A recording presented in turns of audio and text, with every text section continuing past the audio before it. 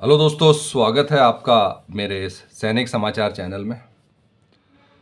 दोस्तों, इतने टाइम से जो वेट चल रहा था सब लोगों का और वो डीए के आंकड़े, वो दोस्तों रात 8:30 बजे एआईसी पिन ने जो है डीए के आंकड़े जारी कर दिए हैं। और आप सबको पता चल गया होगा दोस्तों कि अब डीए जो है 50% पे कंफर्म हो चुका है। उम्मीद की जा रही थी दोस्तों कि इस बार डीए जो है 50% कोई 51% पार करेगा। और इसमें दोस्तों जो आंकड़े आए हैं, अगर हम आंकड़ों की बात करें तो इस बार जो है जो दिसंबर के आंकड़े हैं वो आपको जो है ज़्यादा खुश करने वाले आंकड़े नहीं हैं। लेकिन सबसे बड़ी बात यह है कि ये सिर्फ और सिर्फ आंकड़ों पर अगर बेस होता तो शायद हमारा डीए अभी कम हो गया होता। तो दोस्तों एआईसी पिन ने आंकड़े जारी कर दिए हैं, उसके बारे में बात करेंगे अभी। क्या एआईसी पिन का लेटेस्ट आंकड़ा है, डीए कितना हो गया है और अभी जो कैलकुलेशन के हिसाब से डीए कितना बढ़ रहा है।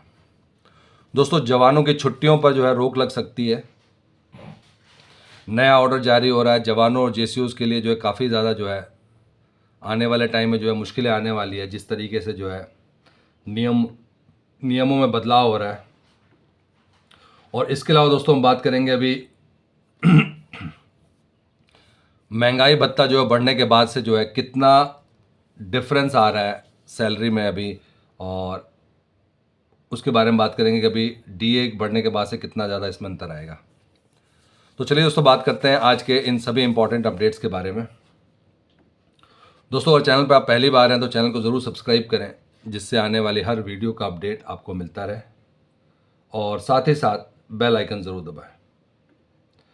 दोस्तों, एआईसी पिन के जो आंकड़े आए हैं, अगर हम उनकी बात करें तो पिछले महीने जो, अगर हम नवंबर 2023 की बात करें तो 139.1 था और उस टाइम पे जो है 49.68 हो गया था। तो राउंड ऑफ फिगर में ले आया था तो 50% वैसे ही कंफर्म था।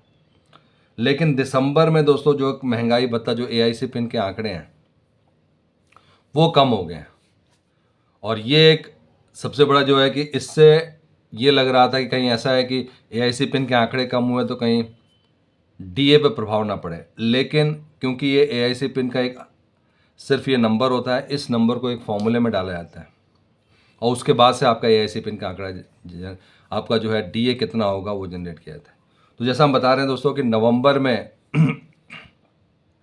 ये था आपका 49.68। दिसंबर के आंकड़े जारी हुए, दिसंबर के आंकड़े जो है 138.8 है, जबकि नवंबर में 139.1 था। तो यहाँ पे आप देख सकते हैं कि 0.3 की गिरावट हुई है। और 0.3 की गिरावट होने के बावजूद जो आपका डीए फिक्स हुआ है, नहीं तो अगर गिरावट हुई तो दोस्तों ये भी चांसेस था कि 49 हो जाए और आपका 50 ना पार कर पाए। लेकिन जैसा कि हम बात कर रहे हैं दोस्तों, ये सारा कुछ फॉर्मूला बेस्ड है। तो ये एक कंपोनेंट है जिसको कि हम इनपुट देते हैं और इसके बेस पे और बाकी सारे कैलकुलेशन के बाद से आपका डीए कैलकुलेट होता है। तो दोस्तों अब जो है आपका 50.28 कंफर्म है, 50 क्रॉस कर चुका है।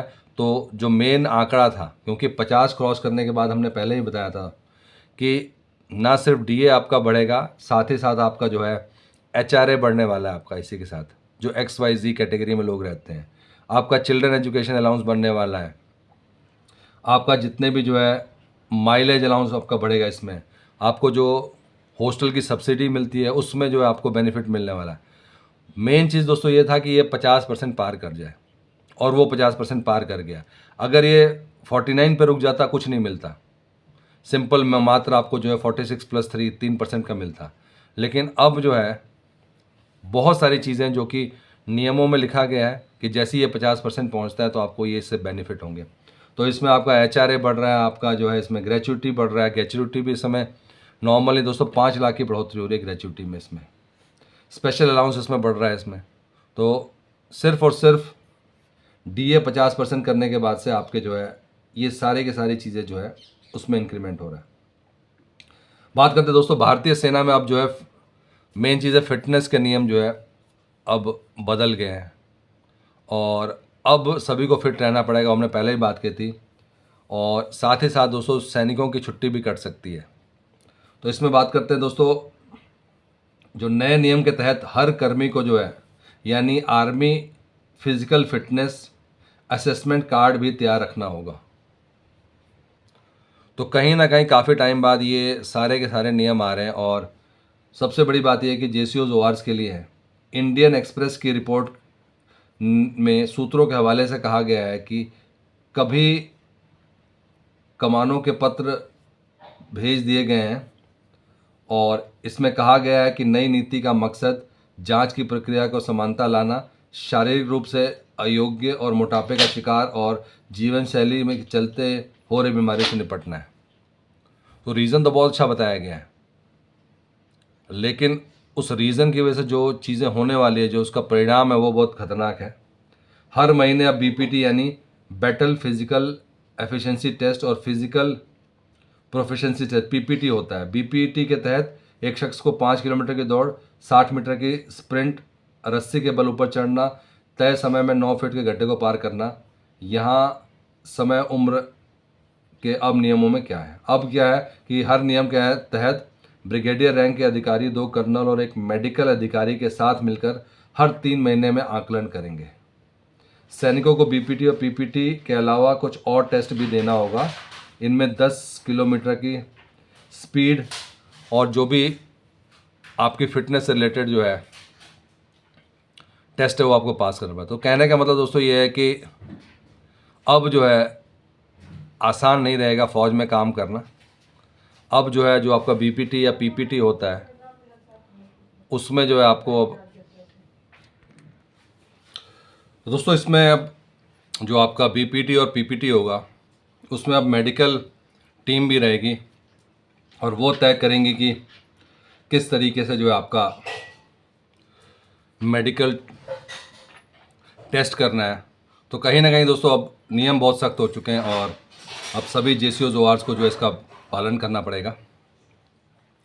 बात करते हैं दोस्तों नेक्स्ट अपडेट की। और स्पर्श की तरफ से जो इस बार जनवरी के कई लोगों की पेंशन आई है, वो इनकम टैक्स कट के आई है।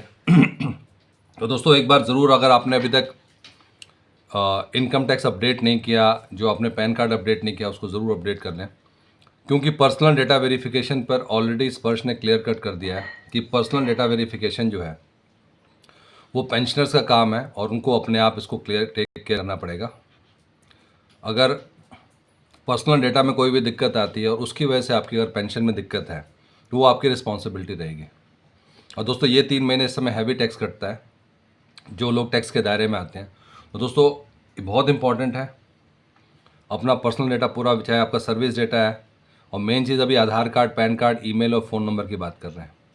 ये चारों चीज़ें जो है इसको आप ज़रूर अपडेट करा लें दोस्तों, क्योंकि पैन कार्ड से रिलेटेड और आपकी डेट ऑफ बर्थ से रिलेटेड बहुत सारी ऐसी चीज़ें हैं जिससे कि पेंशन आपका अफेक्ट होता है। तो ये 3-4 चीज़ें करना ज़रूरी है नए स्पर्श में माइग्रेटेड का। जो पुराने स्पर्श में आ चुके हैं और जिनके पेंशन में कोई भी दिक्कत नहीं आ रही है, एज़ इट इज़ जो पेंशन जो उनको मिलनी चाहिए वो मिल रही है, उनके लिए कोई दिक्कत नहीं है। सिर्फ जो नए पेंशनर्स हैं उनको जो है अपना जो भी डेटा है वो डेटा वेरीफाई कर लें। जो आपका आधार कार्ड, पैन कार्ड है, उसको जो है अपडेट रखें, क्योंकि मैक्सिमम चीज़ें जो आपके इन डेटा पे डिपेंडेंट है।